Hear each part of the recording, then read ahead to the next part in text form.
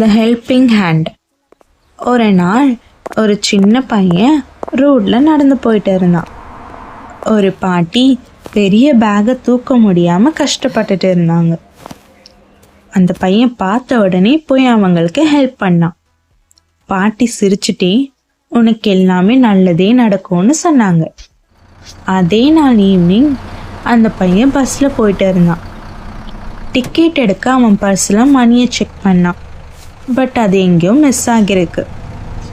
பக்கத்தில் இருந்த ஒருத்தர் சொன்னார், நான் உனக்கு காசு தரேன், நீ அதில் பே பண்ணிக்கோப்பா அப்படின்னு.